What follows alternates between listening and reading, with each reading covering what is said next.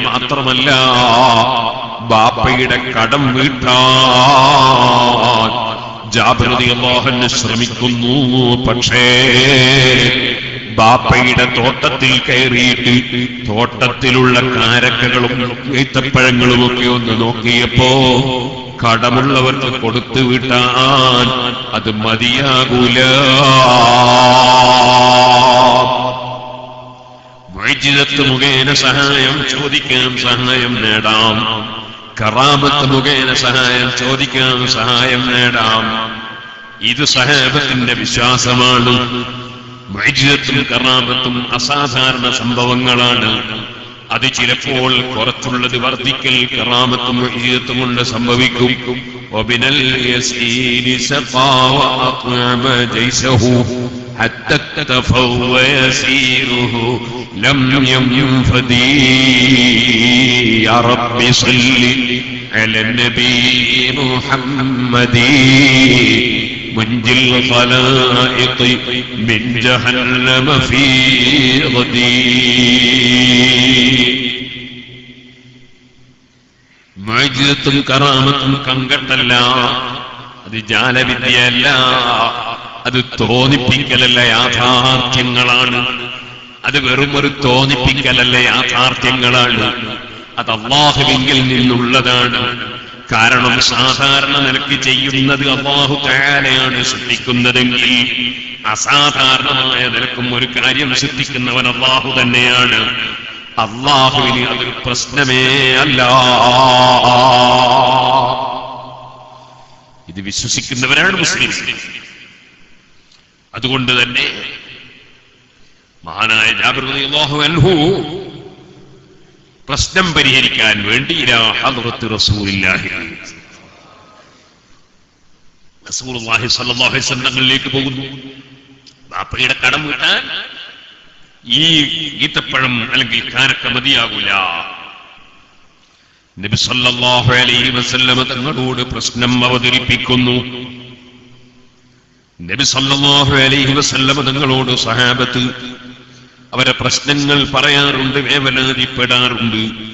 അപ്പോൾ ഹബീബായ നബി തങ്ങൾ മുഅ്ജിസത്ത് മുഖേന അവരുടെ പ്രശ്നം പരിഹരിച്ചു കൊടുക്കാറുണ്ട്, പ്രാർത്ഥിച്ചുകൊണ്ട് പരിഹരിച്ചു കൊടുക്കാറുണ്ട്.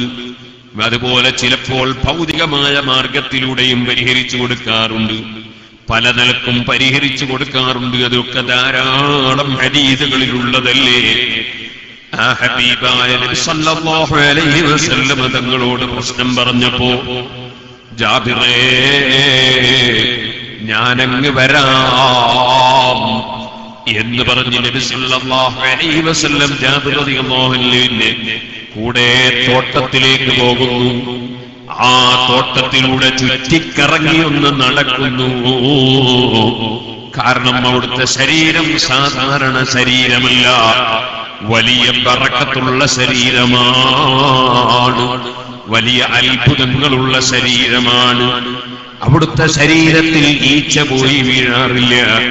കാരണം ഈച്ച എപ്പോഴും മാലിന്യത്തിൽ പോയി വീഴുന്ന വസ്തുവാണ്. അതവിടുത്തെ ശരീരത്തിൽ വീഴാറില്ല.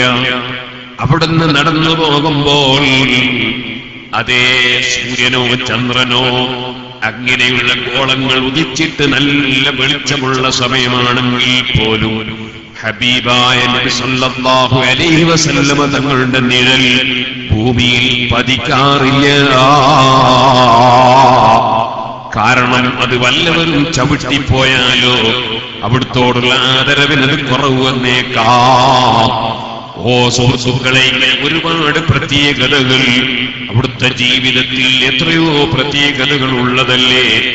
എന്ന് മാത്രമല്ല, ഹബീബായ നബി സല്ലല്ലാഹു അലൈഹി വസല്ലം തങ്ങളുടെ മുഅ്ജിസത്തിന്റെ ഒരു ഭാഗം നിങ്ങൾ കണ്ടില്ലേ? ഹബീബായ നബി സല്ലല്ലാഹു അലൈഹി വസല്ലം തങ്ങൾ കയറി വരുന്നു. ആയിഷ ബീവി റളിയല്ലാഹു അൻഹാ വീണുപോയ സൂചി തിരയുകയായിരുന്നു. ആ സൂചി കാണാതെ ഇരുട്ടിൽ തിരയുന്ന ബീവി ആയിഷ റളിയല്ലാഹു അൻഹാ ഹബീബായ നബി തങ്ങൾ കയറി വന്നപ്പോ അവിടുത്തെ മുഖത്തിന്റെ പ്രകാശത്താൽ ഐഷ ബീവിക്ക് അതാ സൂചി ലഭിക്കുന്നു. ഏത് ബീവിയാണെന്നറിയോ? രാത്രി സമയത്ത് വിലങ്ങനെ കിടന്നു ഉറങ്ങുമ്പോ നബി സല്ലല്ലാഹു അലൈഹി വസല്ലം നീണ്ട തഹജ്ജുദ് നിസ്കരിക്കും.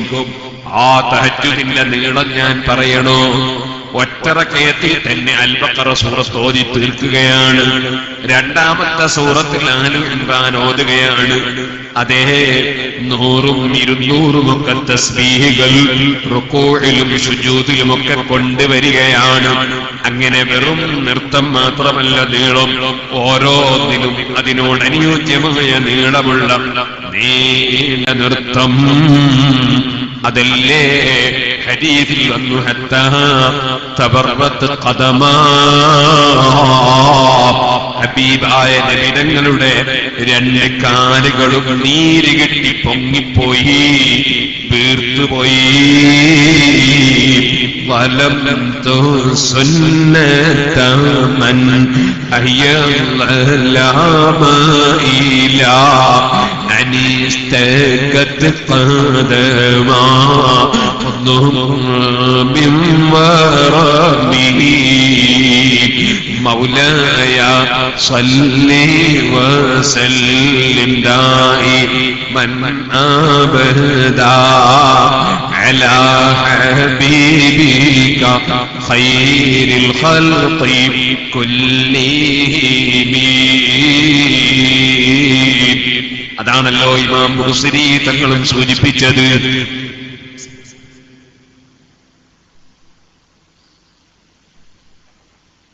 ജീവിതത്തിൽ ഒരു തെറ്റും ചിന്തിക്കുക പോലും ചെയ്യാത്ത മാവല്ല സാഹിബുക്കും വമാ ഖവാ വമാ യൻതിഖു അനിൽ ഹവാ ഇൻ ഹുവ ഇല്ലാ വഹ്യുൻ യൂഹാ.